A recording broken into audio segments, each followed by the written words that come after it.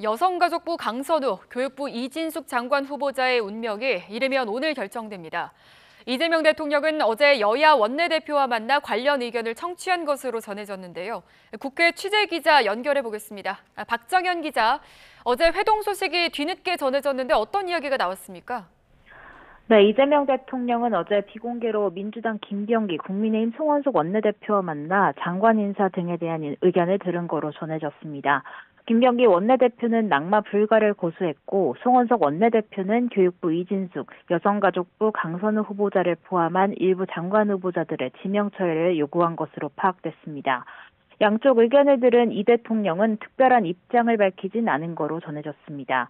이 대통령은 오늘 오후 인사청문회 종합 보고를 받고 장관 후보자들에 대한 거취를 결정할 전망인데 오늘 오후 브리핑이 열린다고 하는데 아직 소식은 없습니다. 두 후보자 거취가 정치권 최대 관심으로 떠오른 가운데 여야는 여전히 입장차를 드러내고 있습니다.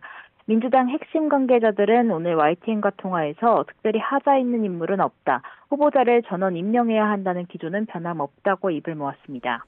민주당은 내각 구성이 계속 지체된다면 지난주 법무부 정성호 장관 청문보고서를 표결로 채택했듯이 상임위에서 의석수로 밀어붙이는 것도 검토하고 있지만 무엇보다 대통령 판단을 존중한다는 기류입니다.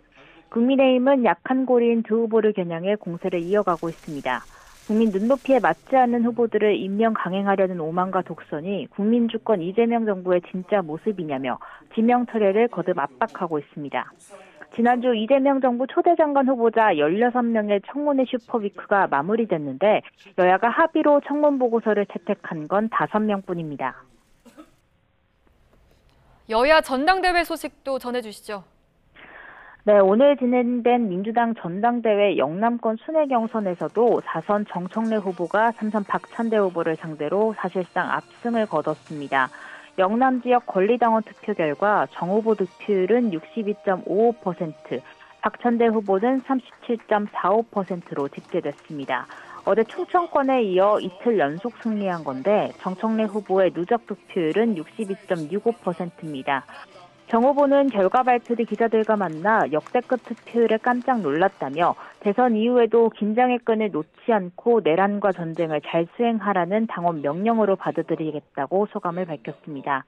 박 후보는 별다른 입장 없이 곧바로 가평 수해 현장으로 직행했는데요.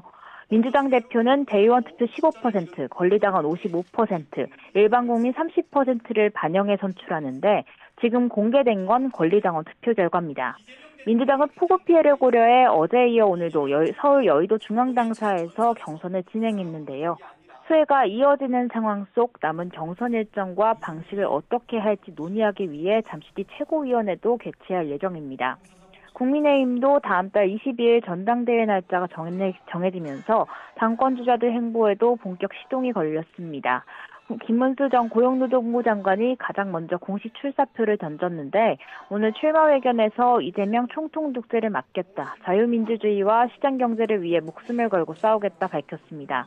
당권 주자로 꼽혀온 나경원 의원은 오늘 오전 SNS 글을 통해 불출마 의사를 밝혔습니다.